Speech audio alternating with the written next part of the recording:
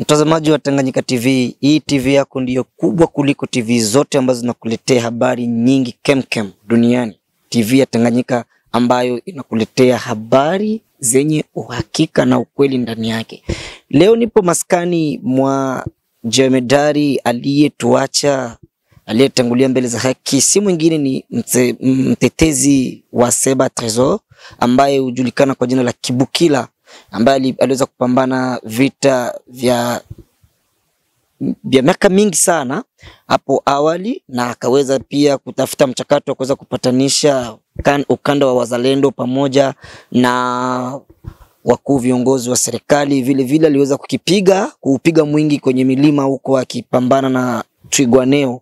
Kwa sasa nimekuja kujua yaliomo ama ni kipi kinaendelea kwa familia yake iliyobaki. Kwa sasa nini ambacho kinakosekana na kipi ambacho kipo kwa ajili ya kuendeleza familia ambayo aliacha. Na utakuwa na mambo mengi sana. Tutaenda kumuona mke wake ambaye aliachiwa hapa watoto wengi, ambaye atawataja peke yake na ataeleza dukuduku zake ambazo namsumbua tangu mume wake afariki. Changamoto zipi ambazo anazipitia. Basi hili ni jicho lako lenye kutakasika kabisa, linakuja kwa ajili ya kuletea habari nyingi. Kwa pamoja tukupashe. Karibu sana. Tanganyika TV, kwa pamoja tukupashe. Mtazamaji wa Tanganyika TV, kama nilivyokuahidi hapo awali kwamba nitakuwepo na mama ambaye ni mke wa hayati, si mwingine ambaye ni Ebuela, mtetezi wa Seba Tresor, ambaye niko maskani kwake kwa sasa. Jambo mama. Jambo. Ndio. Majina yako tafadhali ili watu kufahamu vizuri. Naitwa Teresa Mbakia. Ndio jina. Wewe vraiment uko mke wa hayati Ebuela, mtetezi wa Seba Tresor. Naam, nipe habari kidogo. Wewe ulipokeaje msiba wa mzee na ulikuwa wapi? Ulikuwa unafanya shughuli gani kwa siku hiyo? Mie msiba mzee mzee alikuwa ya kufa, alitutosha Baraka katutoa sehemu fulani. Sasa kule kwa nilikuwa njoo bakanipa habari ya msiba kama mume wangu amefariki, ndo nikakuya kwa ajili ya msiba. Mimi nilikuwa siko tena mwa Baraka. Nilikuwa natoka. Ulikuwa natoka? Sikusikia vizuri kabisa, nilipita na prise tension. Basi nikifikia hapa. Oh, pole sana. Kwa leo unapatikana hapa au kwa tena maeneo ya kule kwenye ulikuwa? Alikuwa nakupeleka wapi vile?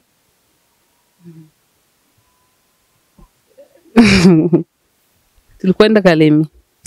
Aya, asante. Sawa. Kwa leo changamoto zipi ambazo unapitia? Kwa leo mzee hayupo. Unapitia changamoto zipi na magumu yapi yanakupata kwa sasa? Napitia changamoto nyingi sana. Changamoto za mingi sana. Kukosa bwana ni vigumu sana kwa sababu aliniacha na watoto wa mingi. Wakati dadangu alikufa, mimi ndio hivi mtetezi mkubwa. Yeah. Wakati dadangu alikufa hapo Kafulo. Kaonekana mimi nikie saya alikufa, mimi nikakiingia pali yake, nikaolewa na mtetezi.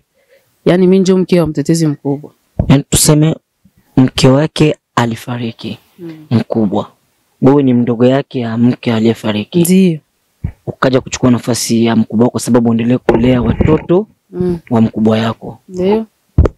Ndio changamoto inakukuta sasa. Inanikuta. Sababu ananiacha na watoto ambao walikuwa dada yangu, wote wameshakuwa wangu na wangu ambao nilikuwa nishazaa naye. Wote unapitia zile changamoto.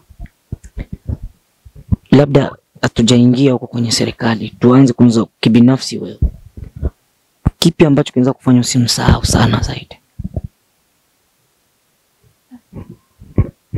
Kipi kinaweza kufanya usimsahau? Kwa utani fulani alikuwa ni mtu wa aina gani? Mimi kwangu alikuwa mkali kama vile tulikuwa tunamuogopa mwanajeshi, kwa sababu unaona sisi tunaogopaga wanajeshi sana. Alikuwa mkali vile vile? Yako nani hawezi kuwa mkali kwa bibi yake? Ndio. Alikuwa mtu mzuri sana kwangu.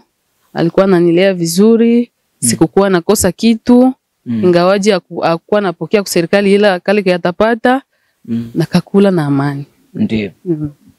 Na leo serikali inakutizama, jamii inakutizama kwa sasa kwa sababu ya shida ambazo unapitia kwa sasa kwa Mkumbo, unaweza ukaomba serikali kusaidie nini kwa sasa? Nikaomba serikali tukumbuke, maana Meongo alifanya kazi ngumu sana, alipigania nchi na akafia pia kwenye nchi. Omba serikali tukumbuke, maana tunaachiwa na watoto wengi sana ambao sisi tunajere. Serikali tukumbuke kwa hiyo. Kuna baadhi ya watu walikamatiwa na hata deputy ama msamaria mwema ambaye anatumika kwenye hizi idara za serikali, ambaye alisema kwamba anaweza kuchukua hata mtoto mmoja ama wawili ambao walishakamatiwa. Je, kunaweza kuwa msamaria alishajitokeza kwa sana hivi? Hamna, tujamuona. Hamjamuona. Na kwa sababu unajua hatimaye kwenye msiba watu waliahidi mambo mengi, na pengine kuna jambo ambalo pengine familia ilikuambia na kuweka wazi kwamba kuna mtu ambaye atafadhili watoto ambao kukufadhili wewe pia. Walisema serikali njoo itatusaidia, lakini hadi hivi hatujaona kitu yao. Ndio.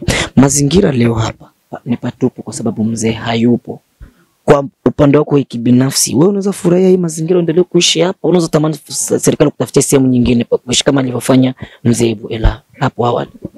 Naweza furahia serikali tutafutie pa kuishi na ituangalie, kwa sababu watoto ni wengi na mimi siwezi nikaweza walewa mimi peke bila serikali.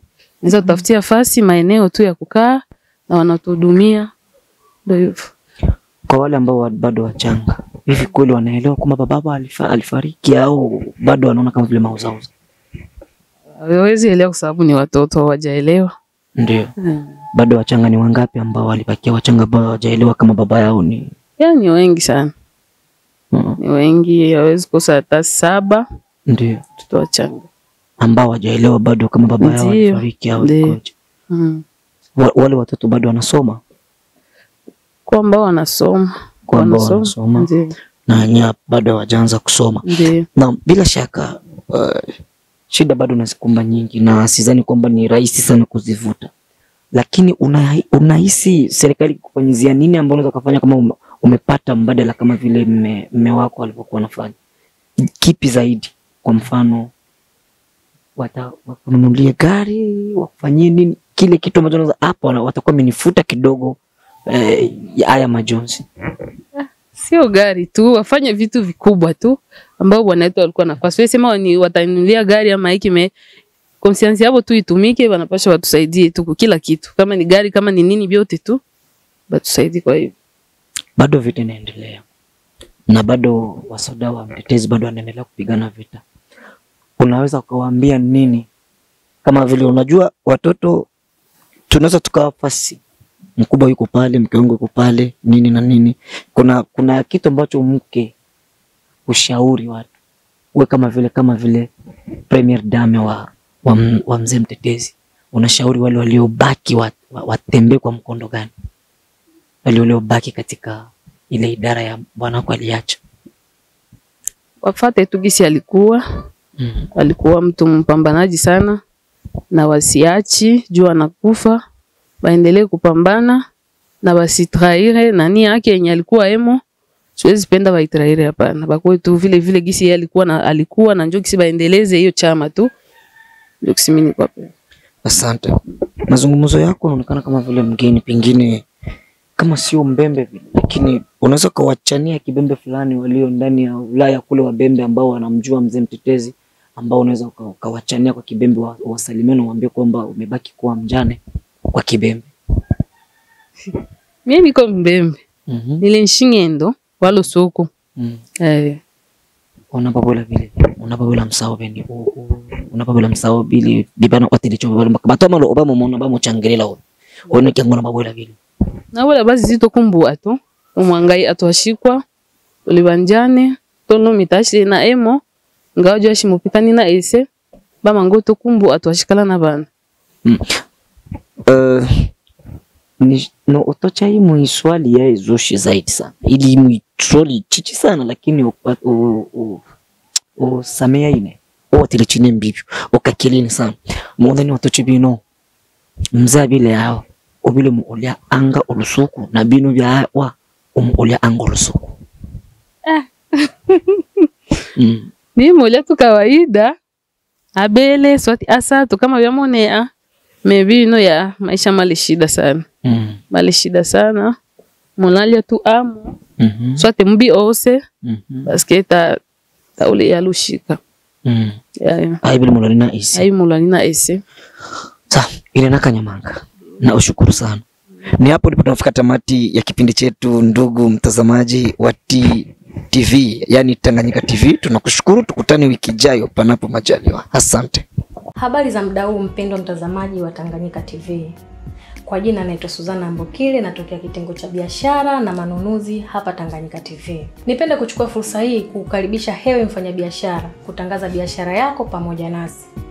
Maana katika ulimwengu huu wa sasa, media kama Tanganyika TV ndio mahara pekee ambapo unaweza kukuza na kuendeleza biashara yako. Haijalishi ni biashara ipi unayofanya, ina mtaji mkubwa au mdogo.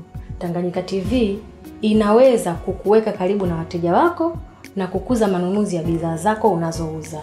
Hebu fikiria, hata vikundi vya maendeleo tunawezaje kuendelea bila kujitangaza? Karibu utangaze nasi, hewe mfanyabiashara, mjasiriamali, mwanamuziki, wanasiasa na wengine wote. Karibuni sana sana sana.